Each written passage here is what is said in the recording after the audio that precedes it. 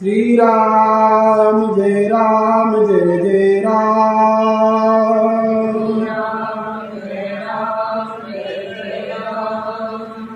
श्री राम जय जय राम।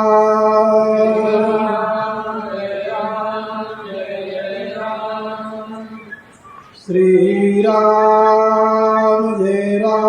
जय जय राम।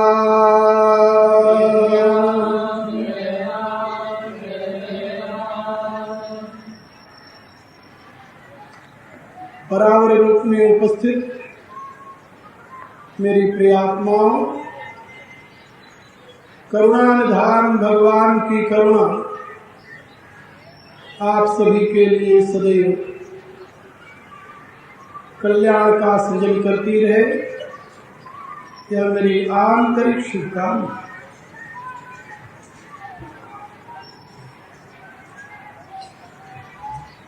कल के ज्ञान सत्र में मैंने आप लोगों से गीता के 17वें अध्याय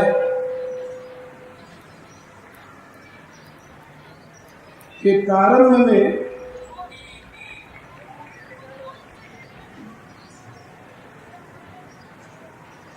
परम भागवत अर्जुन के द्वारा प्रस्तुत किए हुए प्रश्न के संबंध में कुछ बातें समझाई।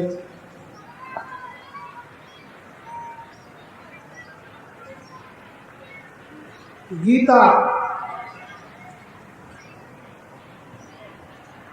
परमेश्वर द्वारा प्रदत्त मानव के सर्वतोमुखी विकास को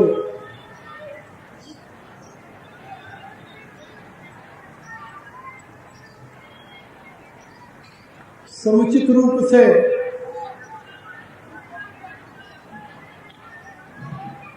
सत्मार्ग दिखाने वाली भगवान की अमृतमयी वाणी, और यह सृष्टि के आदि काल में दिया हुआ परमेश्वर का मानव मात्र के लिए पावन संदेश। इसलिए इसमें देश काल परिस्थिति का कोई व्यवधान नहीं, और इसमें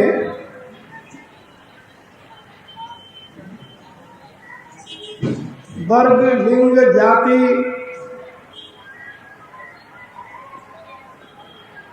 का भी कोई भेद नहीं।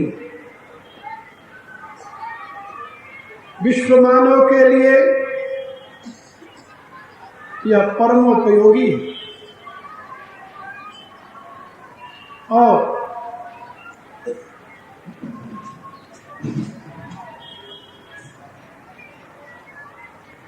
सभी देशों में, सभी कालों में,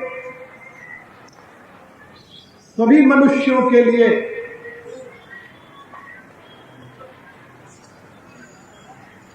यह जीवन के सर्वतोमुखी विकास की विधा प्रदान करती है। आपको ये जानकर आश्चर्य होगा, हजारों, लाखों, करोड़ों यूरोपियन और अमेरिकन आज इस गीता ज्ञान के पावन प्रकाश में स्वयं के जीवन को धन्य बना रहे।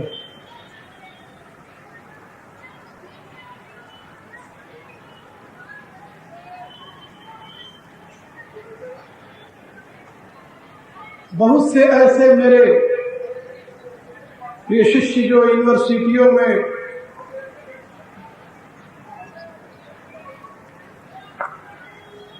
प्राध्यापन कार्य करते हैं, तो मेरी गीता के वैज्ञानिक व्याख्या को अपने विद्यार्थियों में संस्कार रूप से प्रदान करते रहते हैं।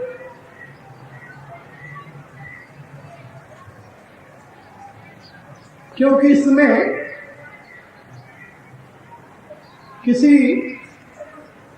मानवकृत धर्म के प्रति दुराग्रह नहीं है।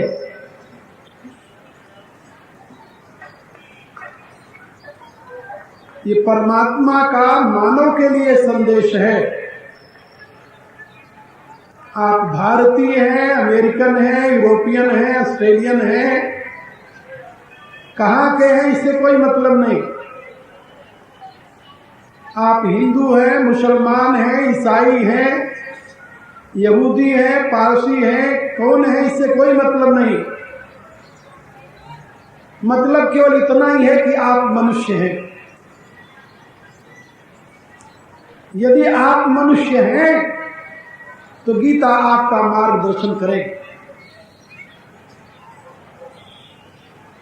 और यह मानव के लिए धर्मशास्त्र है, गुह्यतम शास्त्र है, श्रेष्ठतम शास्त्र है।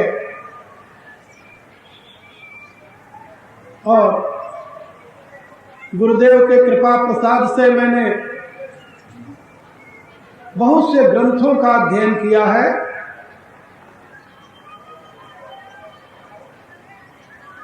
अपने ही नहीं,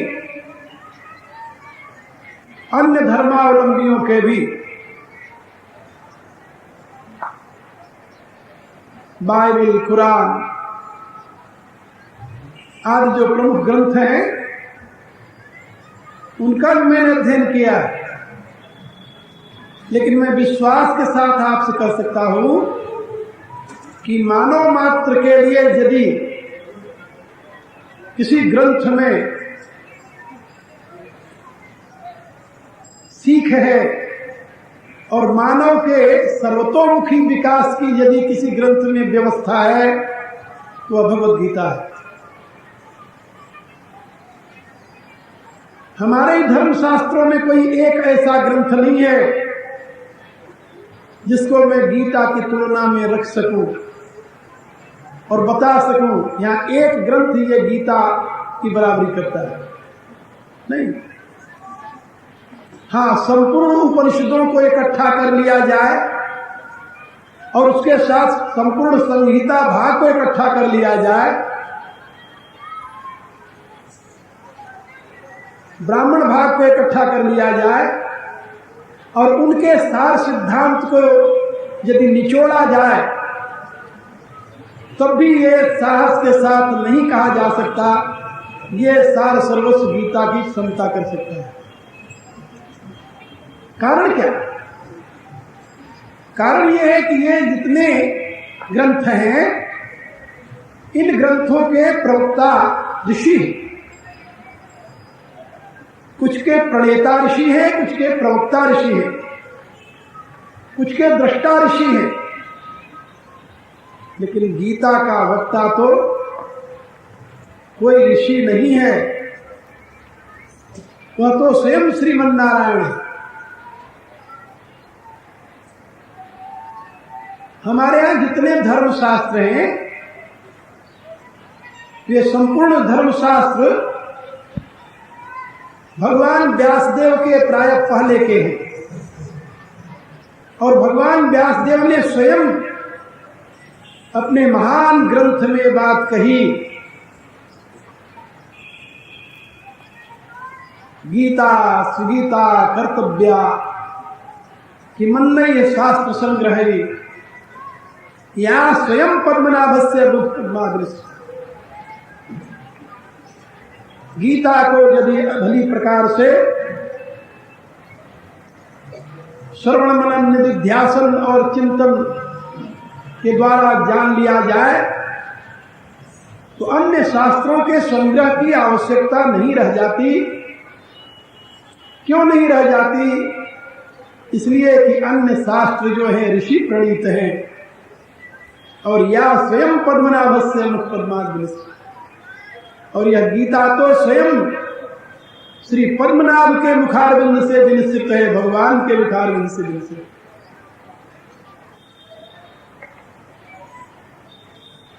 इसलिए मैं आप लोगों से कल निवेदन किया था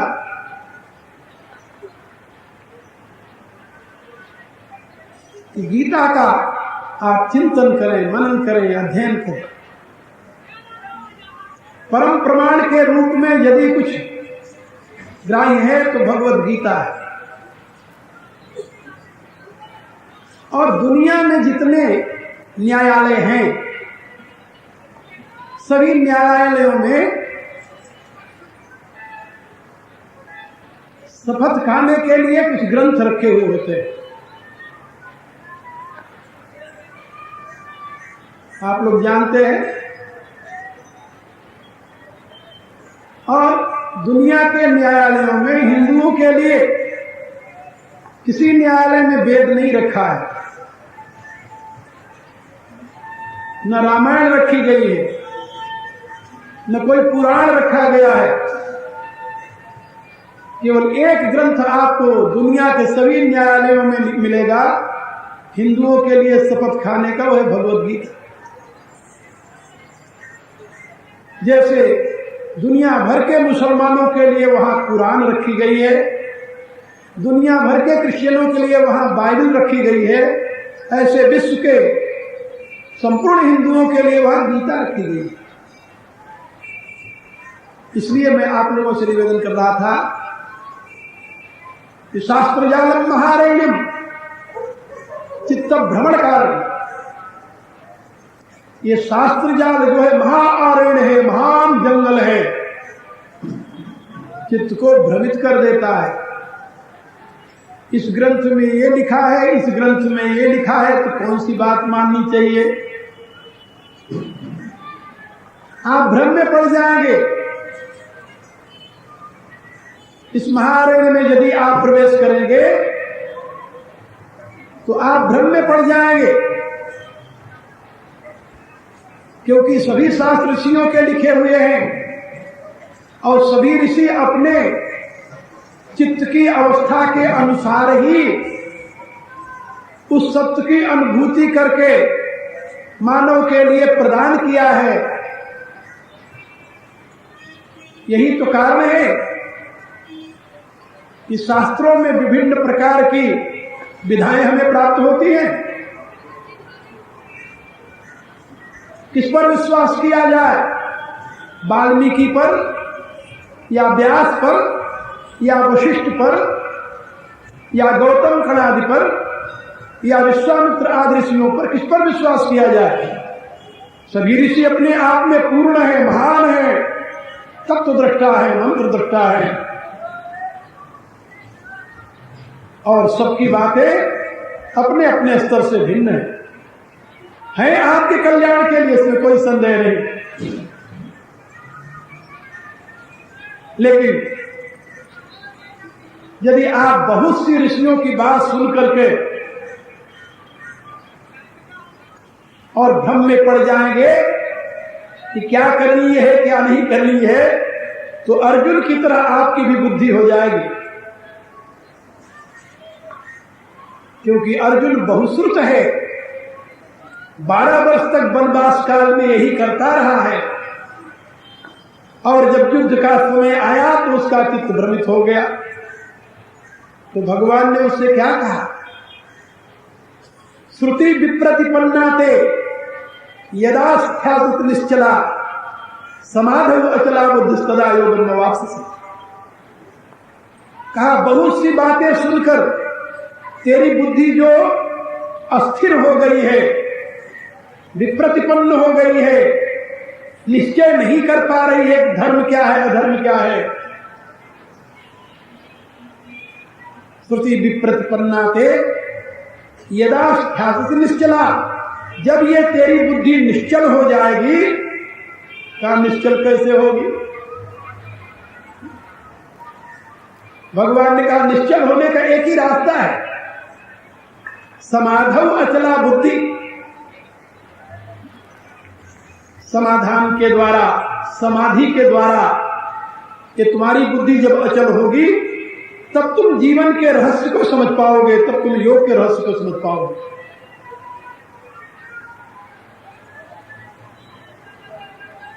मेरे कहने का अभिप्राय,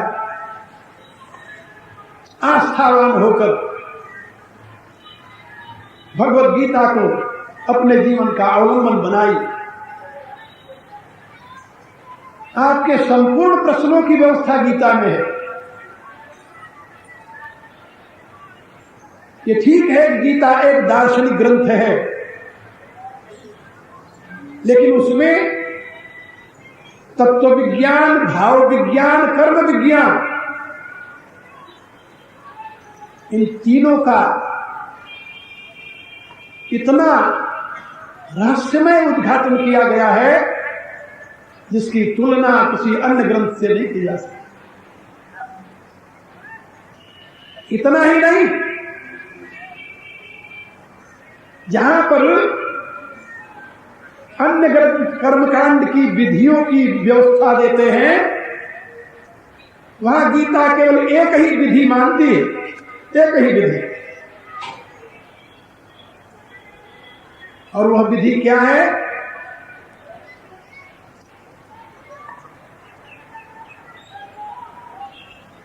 कामना रहित होकर कर्म में प्रवृत्ति। तुम कोई विधि जानते हो कि नहीं जानते हो, इससे कोई मतलब नहीं है, लेकिन यदि तुम कामना रहित होकर के कर्म में प्रवृत्त होते हो, और भगवान क्या कहते हैं, यद करोसी यदस्नासी यज्जुहोसी ददासी, क्या करते हो उसकी कोई महिमा नहीं है। महिमा है जो करते हो, क्यों करते हो। यदि क्यों का सही उत्तर तुम्हारे हृदय में है तो क्या की कोई महत्ता नहीं रह जाती। क्यों करते हो?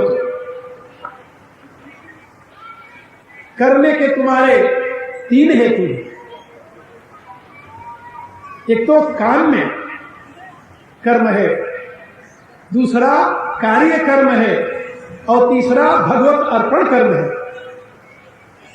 तुम अपना कर्तव्य समझ करके कर्म कर रहे हो, या कामना से प्रेरित होकर कर्म कर रहे हो, या परमात्मा की आज्ञा समझकर कर्म कर रहे हो। क्यों कर्म कर रहे हो? तीन कारण है कर्म में। यदि तुम कामना से प्रेरित होकर कर्म कर रहे हो, चाहे कर्म तुम्हारा कितना ही पवित्र क्यों न हो, लेकिन वो तुम्हारे लिए बंधन में हेतु बनेगा। उसके बंधन के प्रभाव से तुम बच नहीं सकते। और यह भी याद रखो कि वो कर्म कभी भी तुम्हें किसी भी अवस्था में संतुष्टि प्रदान नहीं करेगा।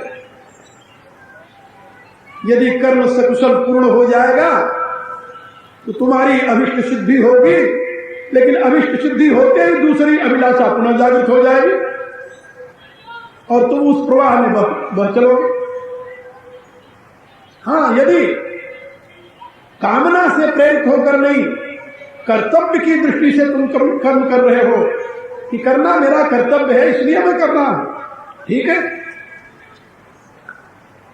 तो करना तुम्हारा कर्तव्य है इसलिए तुम कर रहे हो, तो उसकी विधि को समझकर करो। विधि का त्याग करके किसी कर्म का अनुष्ठान यदि तुम करते हो कर्तव्य दृष्टि से, तब भी वह तुम्हारे लिए अहितकर हो। लेकिन किसी कर्म में तुम्हारी इसलिए प्रवृत्ति है कि प्रभु की आज्ञा है, प्रभु ने तुम्हें उतनी योग्यता और सामर्थ्य दी है जिसके अनुसार तुम उस कर्म को पूर्ण कर सको, फिर तो किसी विधि निषेध की आवश्यकता नहीं। प्रभु की आज्ञा में विधि निषेध के लिए कोई स्थान नहीं है। इसलिए गीता इन तीनों प्रकार के कर्मों की व्यवस्था देती है। जो प्रभु की आज्ञा से कर्म किया जाता है वह कर्म गुणातीत का कर्म है, क्योंकि प्रभु की आज्ञा तुम्हें कर्म करने के लिए कब मिलेगी? जब तुम्हारी अपनी कोई चाह नहीं होगी। ये तो जो परम ज्ञानी है, पूर्ण ज्ञानी है,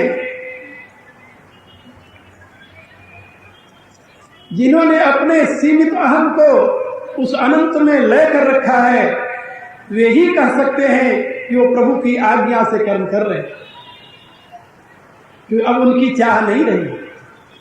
लेकिन जो अभी इस अवस्था में नहीं पहुंचे, उनको कैसे पता है कि जो करने जा रहे हैं उसको भगवान ने कहा है करने के लिए।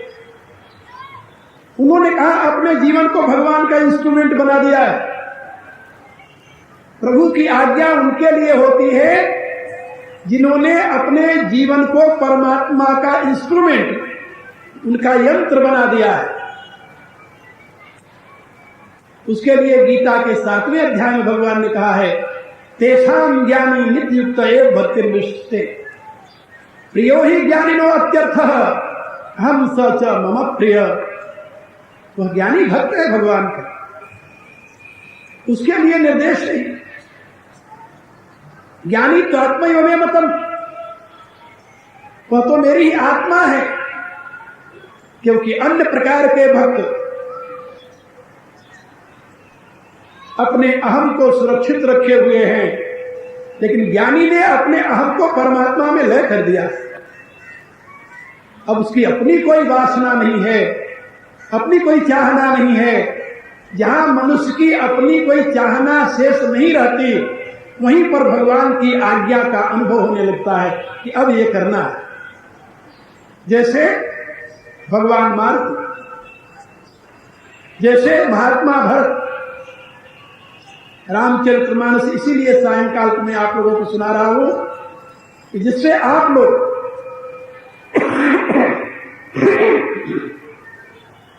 गीता प्रतिपादित सिद्धांतों का जो क्रियात्मक स्वरूप है, व्यवहारिक जो स्वरूप है, उसको आप समझ सकें। क्योंकि एक परमात्मा का दिया हुआ उपदेश है और दूसरा परमात्मा का किया हुआ चरित्र है। क्योंकि भगवान ने जो कुछ कहा है वही करके दिखाया है।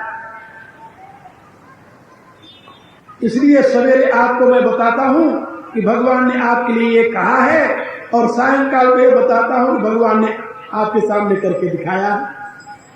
आपको इससे पूर्ण बोध हो जाएगा। तो गीता का वह अमृतमय अमर संदेश मानव मात्र के लिए समान रूप से उपयोगी है। और आनंद की बात यह है कि जहां जिस पॉइंट पर मनुष्य को किसी भी प्रकार की शंका हो सकती है, मानव समाज का प्रतिनिधित्व करने वाला वह अर्जुन पूर्ण सजग है। जब ऐसी स्थिति आती है तुरंत वो प्रश्न कर लेता है।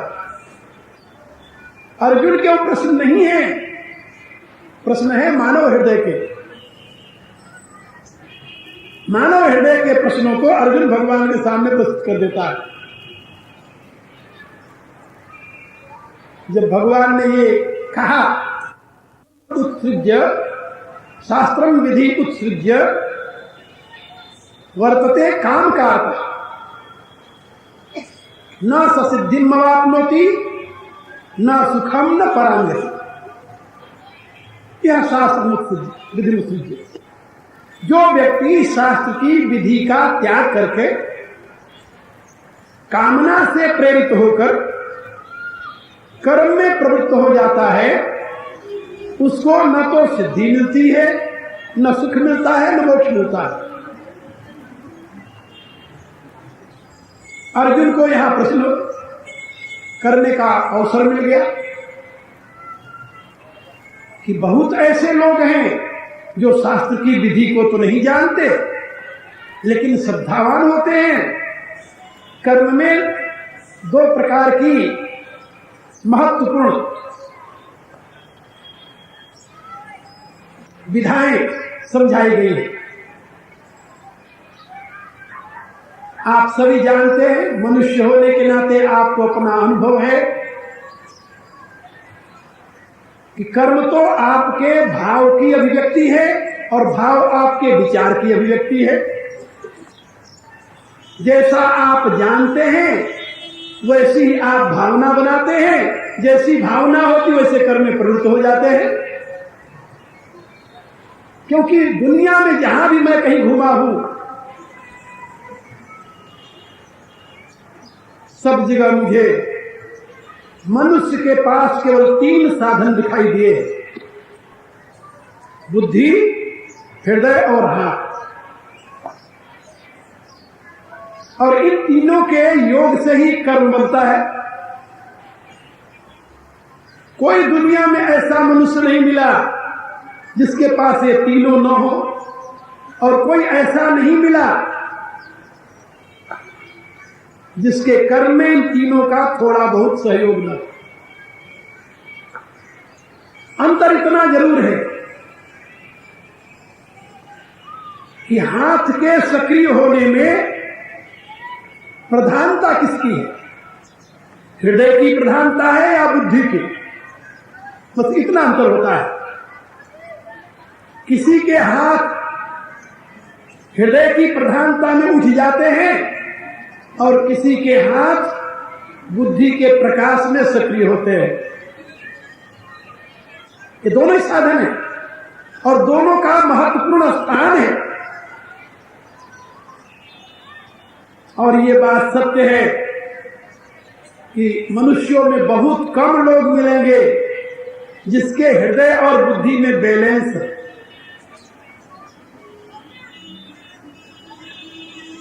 विशेष करके पश्चिम में मैंने देखा है, क्योंकि जब से मैंने वैज्ञानिक अध्ययन प्रारंभ किया तब से लगभग 25 वर्ष हो गए हैं, मेरा अधिक समय यूरोप और अमेरिका में बीतता है। इसलिए वहां के लोगों की अनुभूति ज्यादा है।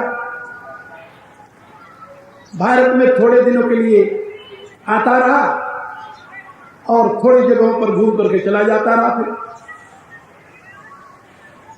इसलिए मैं वहां के लोगों की स्थिति आपको ज्यादा समझा सकता हूं,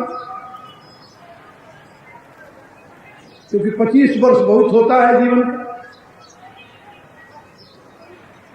जब वहां के समाजशास्त्री मेरे से प्रश्न करते हैं कि इस समय मानव में जो अव्यवस्था है हमारे समाज में, इसमें मूल कारण क्या है, तो मैं उनको यही बताता हूं कि there emotion is uncontrolled emotion. There are no strong wisdom. Due to that, uncontrolled emotion become root cause of suffering now. And that become root cause of many kind of diseases too. Because you will find there are many kinds of diseases related with emotion only. यानी कहने का अभिप्राय, जब व्यक्ति का हृदय ज्यादा प्रबल हो जाता है तो उसकी बुद्धि बेचारी पीछे हो जाती है, और जब बुद्धि पीछे हो जाती है, दब जाती है, अपना पूरा कार्य नहीं कर पाती, तो बिना विचारे उत्तेजना में आकर के मनुष्य कर्म में प्रवृत्त हो जाता है।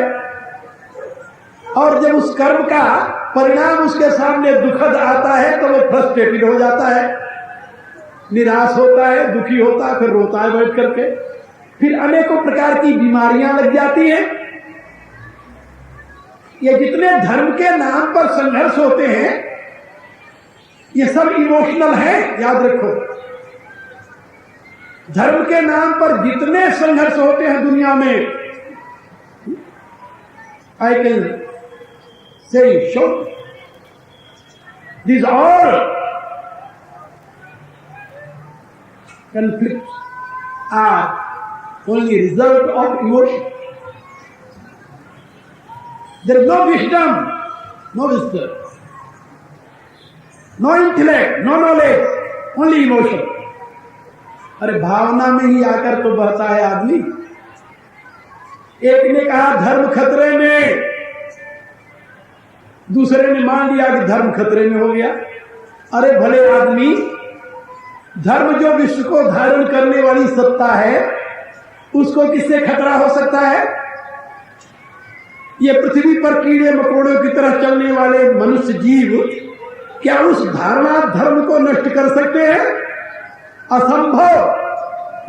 इनके तो वहां तक पहुंच ही नहीं है। उसकी तरफ मुंह करते ही अपने आप नष्ट हो जाएंगे यदि कुप्रवृत्ति से उसकी तरफ देखे तो। लेकिन नहीं, जहां एक में नारा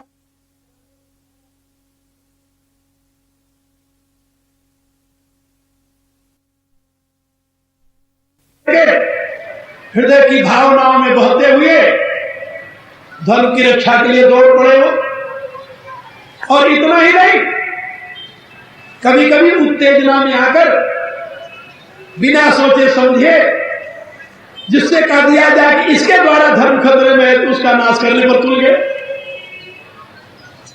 यही हो रहा धर्म के नाम। इसलिए मैं आप लोगों को बता रहा था कि emotion is the root cause of mental and physical diseases.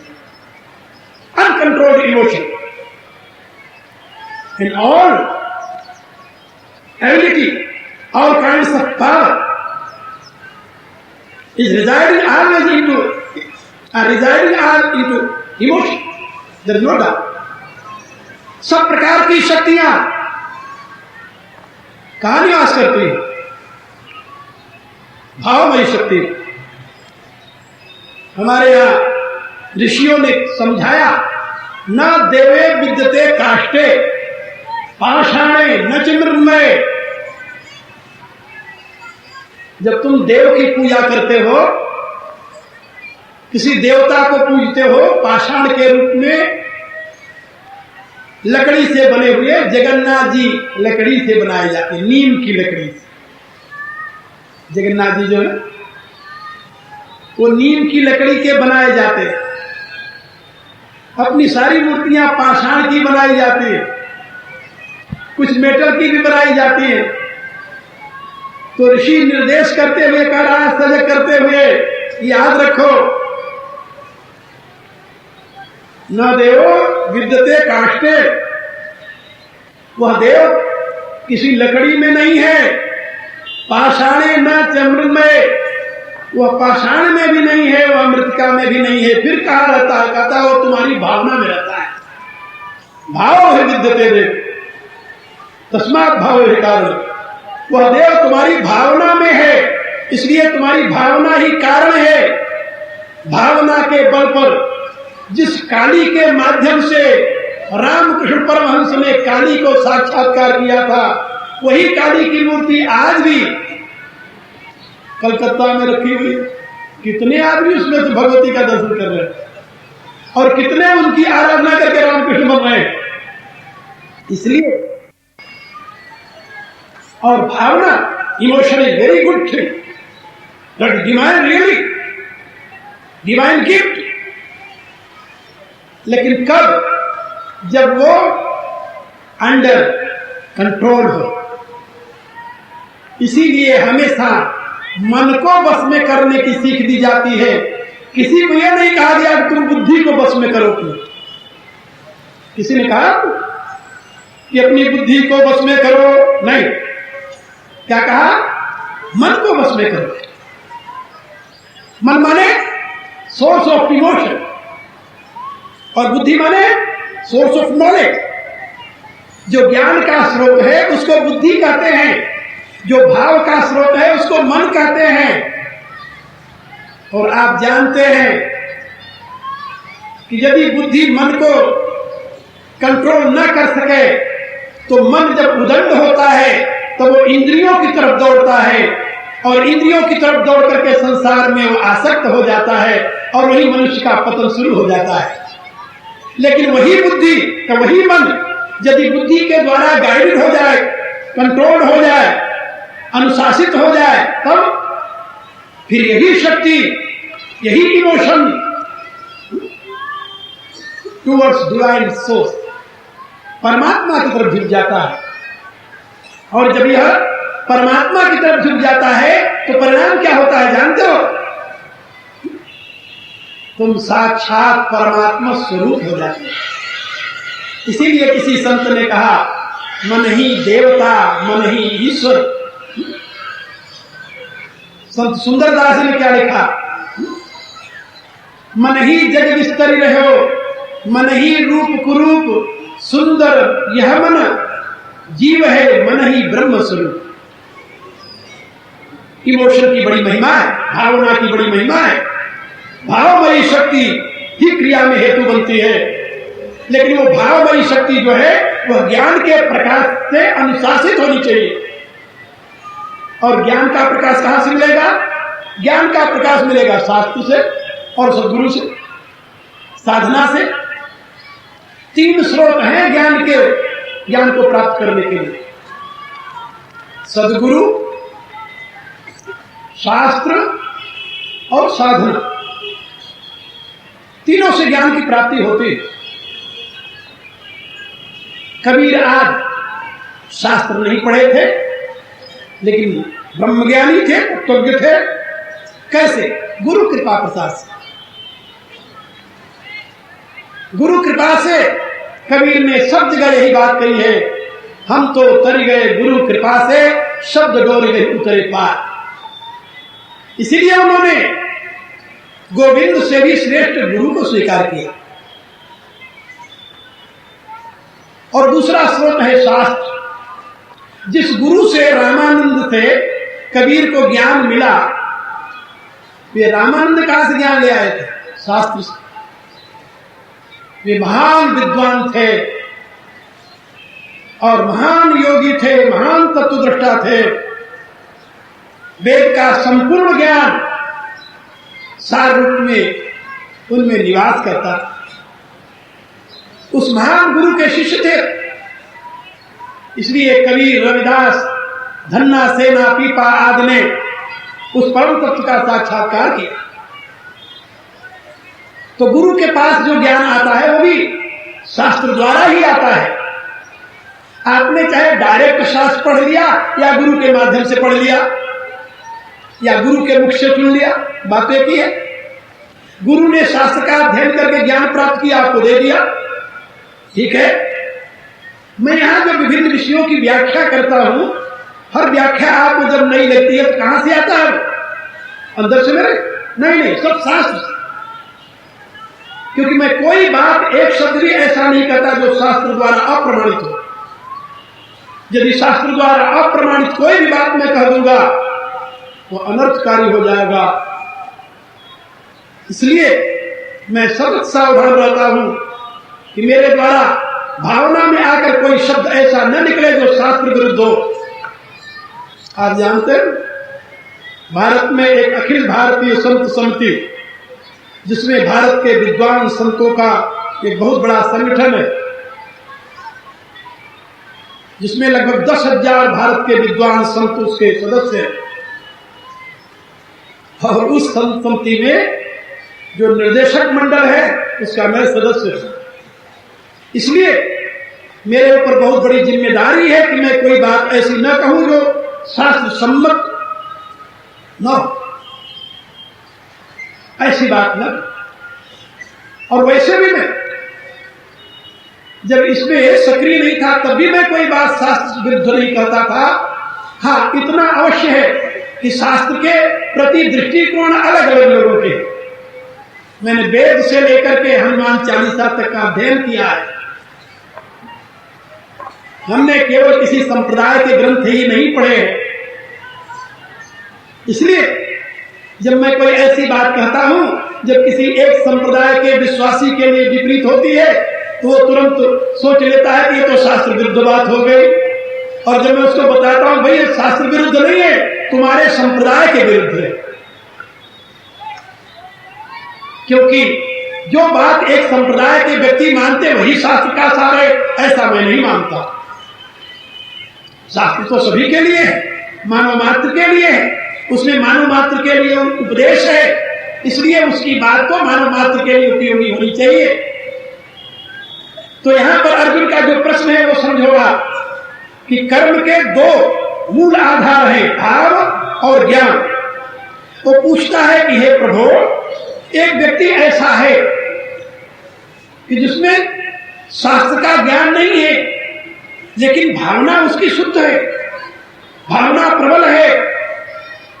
ऐसा व्यक्ति यदि भावना से युक्त होकर के कर्म में प्रवृत्त होता है तो उसकी निष्ठा को आप क्या कहेंगे? क्योंकि ये नहीं कहा जा सकता कि ज्ञान श्रेष्ठ है कि श्रद्धा। कौन निर्णय करेगा? गोस्वामी तुलसीदास जी ने प्रार्थना की रामचरितमानस के प्रारंभ में, भवानी शंकरौ वंदे श्रद्धा विश्वास रूपिणौ। क्या मैं भवानी और शंकर की वंदना करता हूं। वो कौन है भवानी और शंकर? का एक श्रद्धा है, दूसरा विश्वास है। भवानी श्रद्धा स्वरूपा है और शिव विश्वास स्वरूपा, ज्ञान स्वरूपा है। अब इनमें भेद कौन करेगा? छोटा बड़ा कौन बताएगा? भवानी छोटी है, शंकर बड़े हैं, या शंकर छोटे हैं, भवानी बड़ी है? ना। एक बार एक सज्जन कहने लगे कि नहीं, शंकर जी महान हैं, भवानी तो शंकर के नाते पूजी जाती है। तो हमारे परमाचार्य भगवान शंकराचार्य जी के अनुयायी, मैंने उनसे कहा कि भाई जरा आप ध्यान से कोई बात कहिए, भगवान शंकराचार्य जी ने अपनी स्तुति में क्या लिखा है भगवान शंकर के लिए? वो क्या कहते हैं? चिता भस्मालेपो गरमशनम दिगपट धरो जटाधारी कंठे भुजग पतिहारी पशुपति कपाली भूतेषु भजत जगदीश एक पदवी। भगवान शंकर के स्वरूप का वर्णन किया। आप लोग भी आनंद लो इसमें, इसके अर्थ समझो। चिता भस्मालेपो, कहा भगवान शंकर जो है वो चिता की भस्म अपने शरीर पर लगाए रहते हैं। साज अमंगल, महा अमंगल साज है उनका। चिता की अग्नि को अपवित्र अग्नि माना जाता है और उस अग्नि के परिणाम स्वरूप जो भस्म है उसको तो अपने शरीर पर लगाए रहते हो। चिता भस्मालेपो और गरलमशनम, और खाते क्या है? कहा विष। पी गए हलाहल, समुद्र मंथन से जो विष निकला, जब सब देवता त्राहि त्राहि करने लगे तो उन्हीं से कहा गया कि प्रभु ये विष पान करना शिव का ही काम है, दूसरा नहीं कर सकता। तो उन्होंने आंख बंद करके उसको पान गरलमशनम, और वस्त्र भी नहीं पालने के लिए दिगपट धरो, नंगे बिल्कुल दिगंबर। चिता भस्मालेपो गरलमशनम दिगपट धरो जटाधारी, ये भी नहीं कंघी करके केस सवार करके तेल फुले लगाकर बैठे हैं, नहीं, बिल्कुल जटाधारी, लंबी लंबी जटाएं,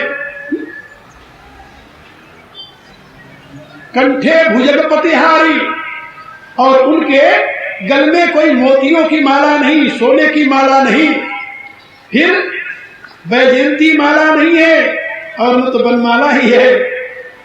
उनके गल में तो सर्पों की माला है। जटाधारी कंठे भुजग पतिहारी, पशुपति, चढ़ने के लिए उन्होंने कोई ऐरावत हाथी नहीं चुना और न तो बाजीसरवा घोड़ा चुना, न कोई दिव्य रथ चुना। क्या चुना? बैल। बैल के ऊपर सवारी करते हैं। जटाधारी कंठे भुजग पतिहारी पशुपति, और कपाली भूतेषु, और कपाली मुंडों की माला गल में धारण कर रखा। कपाली भूतेषु, और भूतों के अधिपति हैं। ऐसे अमंगल वेशधारी शिव जो है वो भजत जगदीश एक पदवी, उनको जगदीश्वर का पद मिल गया। ये जगदीश्वर का पद कैसे मिला? तो भगवान शंकराचार्य जी कहते हैं, भवानी तत्पाणी ग्रहण परिपाती फल। उनको ये जो पदवी मिली जगदीश्वर की, हे भगवती, केवल तुम्हारे द्वारा स्वीकार करने से। तुम यदि उनको पति रूप में स्वीकार न करती तो उनको कोई जगदीश्वर न करता। अब बताइए, तो जगदीश्वर को जगदीश्वर प्रदान करने वाली वो उमा भगवती श्रेष्ठ है या स्वयं जगदीश श्रेष्ठ है? कौन निर्णय करेगा? कोई निर्णय नहीं कर सकता, क्योंकि दोनों अर्धनारीश्वर हैं। ये तो देखा है ना, एक ही स्वरूप के दो भाग हैं और आधे की कोई महिमा नहीं होती, चाहे वो हो चाहे वो हो। और भाग कौन सो, दाहिना हो चाहे बायां हो, कोई अंतर नहीं पड़ता। आप जानते हैं ना, आपके मस्तिष्क के दो भाग हैं, लेफ्ट और राइट, और इसमें से एक भाग वो है जो सारी स्मृतियों को संग्रहित करता है, और एक भाग वो और ज्ञान का स्रोत बनता है। एक भाग वो है जहां सारे इमोशन इकट्ठे होते हैं। आजकल इसका अनुसंधान चल रहा है।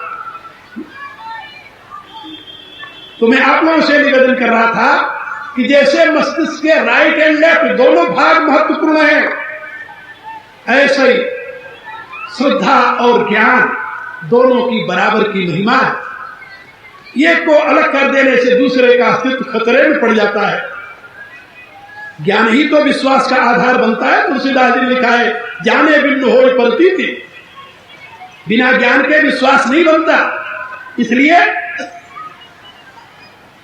भवानी श्रद्धा स्वरूप है और भगवान शंकर ज्ञान स्वरूप है। श्रद्धा श्रेष्ठ है या ज्ञान श्रेष्ठ है, कौन निर्णय करेगा? ज्ञान नहीं है लेकिन श्रद्धा है। श्रद्धा से आदमी कर्म में प्रवृत्त होता है।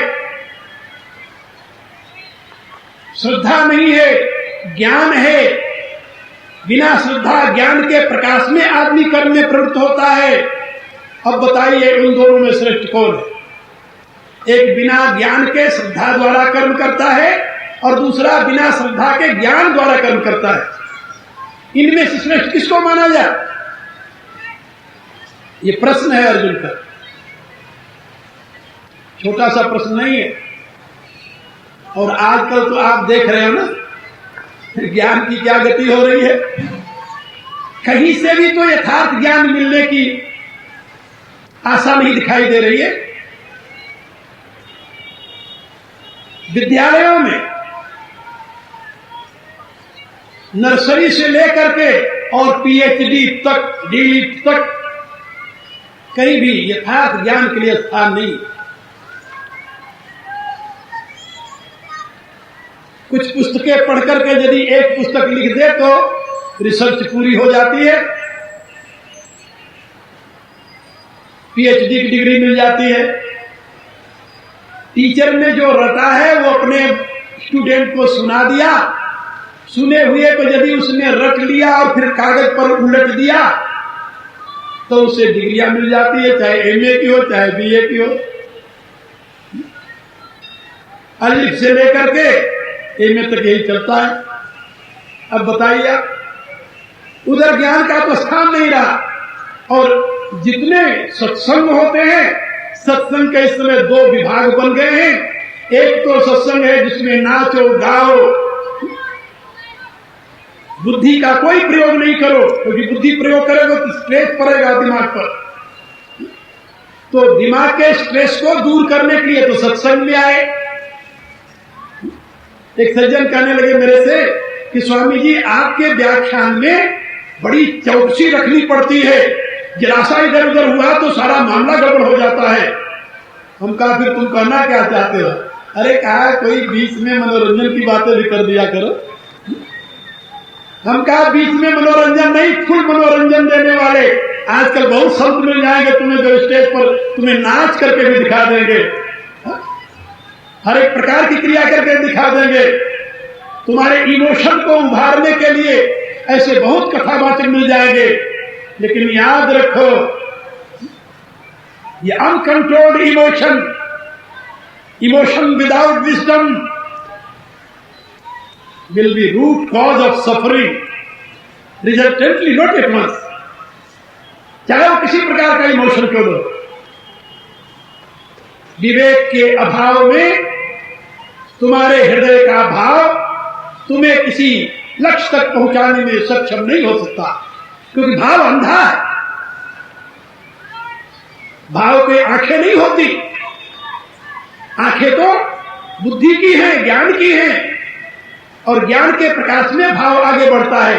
भाव बल का केंद्र है, बल का, उसमें बल तो है, शक्ति तो है, लेकिन दृष्टि नहीं है। और दृष्टिहीन शक्ति लेकर क्या करोगे तुम, सोचो। इसलिए सावधान हो जाओ। यदि पूर्ण जीवन जीना है तो ज्ञान के प्रकाश में अपनी भावनाओं को चैनलाइज करते हुए, and same emotion turned into form of devotion in the light of knowledge. There is no other way. यही तुम्हारी भावनाएं भक्ति में परिवर्तित हो जाएंगी यदि तुम ज्ञान के प्रकाश में इनका प्रयोग करोगे तो। बुद्धि के प्रकाश में हृदय का संयमन ही जीवन को लक्ष्य तक पहुंचाने में सहायक होता है। अर्जुन ने जो प्रश्न किया है, ज्ञान तो नहीं मिला लेकिन श्रद्धा तो है, भावना तो है, कुछ करना चाहता है, बिना किए रह नहीं सकता, और यदि श्रद्धायुक्त कर्म किया जाए तो उस व्यक्ति के कर्म का क्या परिणाम हो, उसकी श्रद्धा, उसकी भावना उसे कहां ले जाएगी, यह अर्जुन का प्रश्न है। लेकिन यहां पर उसने एक बात कही, ये शास्त्र विधि उत्सृज्य यजन्ते श्रद्धयान्विता।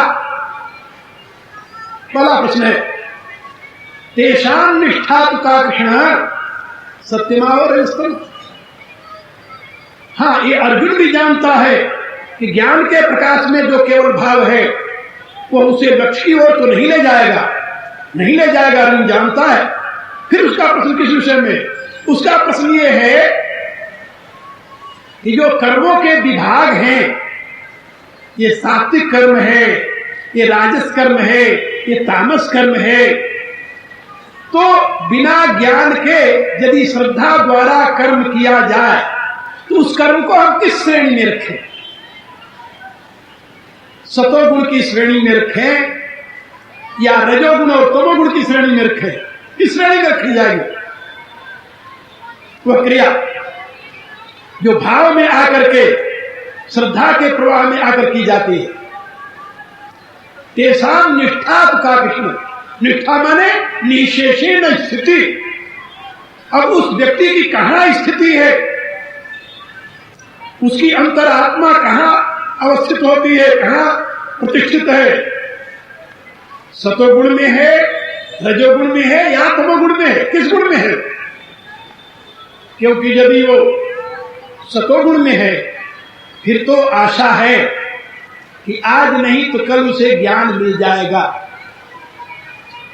और यदि रजोगुण में है और तमोगुण में है फिर तो आशा नहीं, क्योंकि भगवान ने पहले ही बता दिया है कि रजोगुण जो है वह तो वासना को उत्पन्न करता है। सत्वात् संजायते ज्ञानम, ये 14वें अध्याय में भगवान ने बताया है कि यदि सतोगुण में है तो एक दिन ज्ञान हो जाएगा, सत्वात् संजायते ज्ञानम, और यदि रजोगुण में है तो रजसो लोभ एवच, फिर तो उसमें लोभ पैदा करे, और यदि तमोगुण में है तो प्रमाद मोह तमसो भवद अज्ञान एवच, फिर तो अज्ञान के गर्त में उसे ढकेल देगा। तो श्रद्धा से युक्त व्यक्ति जो है, किसी गुरु की शरण में नहीं गया, सही ज्ञान नहीं मिला, तथा कथित गुरु की शरण लेने पर भी ज्ञान नहीं मिला। हाँ, आज तो झुंड के झुंड में लोग गुरु की शरण में जाते जी। तुलसी भेड़ी की धसन तुलसीदास जी के सामने भी ऐसी स्थिति आ रही होगी। तभी तुलसीदास जी ने कहा कि ये जनता नहीं है, भेड़िया जमात है, बुद्धि के ऊपर ताला लगा हुआ है। झुंड के झुंड हजारों की तादाद में बैठे हुए हैं, गुरु उपदेश दे रहा है, वो ज्ञान ग्रहण कर रहे हैं। कौन सा ज्ञान मिलेगा उनको? जरा कल्पना तो करो। वो ज्ञान अंधविश्वास युक्त होगा, ज्ञान होगा ही नहीं, वहां केवल भावना का शोषण है, शोषण। याद रखो, तत्व ज्ञान की प्राप्ति के लिए व्यक्ति की अवस्था को जान करके जब गुरु किसी साधना में उसे प्रवृत्त करता है, तब वो चल करके तत्व ज्ञान का भाजन बनता है।